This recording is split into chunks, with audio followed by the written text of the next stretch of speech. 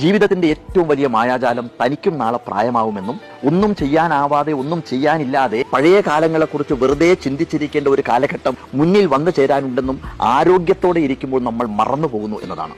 കാലം എല്ലാം തിരിച്ചു ചോദിക്കുമെന്നും നമ്മുടെ സൗന്ദര്യവും സമ്പത്തും ആയവും വ്യയവും എല്ലാം തിരിച്ചു കൊടുക്കേണ്ട കാലം ഒരുപാട് ദൂരെയൊന്നും അല്ല എന്നും നമ്മൾ മറന്നു പോകുന്നു.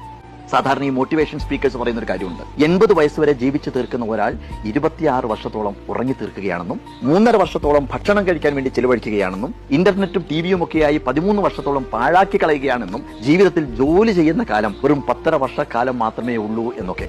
ജീവിതം ഒരു ഞാണിന്മേൽ കളി പോലെയാണ്. എങ്ങനെയാണ് താഴെ വീഴാതെ സമനില കൈവരിക്കേണ്ടത് എന്നറിയുന്നതിനെയാണ് ജീവിതത്തിന്റെ കല എന്ന് പറയുന്നത്. നദി കടലിലേക്ക് ഒഴുകുന്നത് പോലെ ഒരിക്കൽ ഒഴുകി തുടങ്ങിയാൽ നമ്മുടെ ജീവിതത്തിന് കടലിൽ എത്തിച്ചേർന്നേ പറ്റൂ. പോകുന്ന പോക്കിൽ എവിടെയെങ്കിലും വെറുതെ കെട്ടിക്കിടന്ന മലിനജലമായി മാറണോ, അതോ കുന്നുകളെയും പാറക്കെട്ടുകളെയും ഒക്കെ മറികടന്ന് നിലയ്ക്കാതെ ഒഴുകി കടലിലെത്തി തിരമാലകളായി അടിച്ചു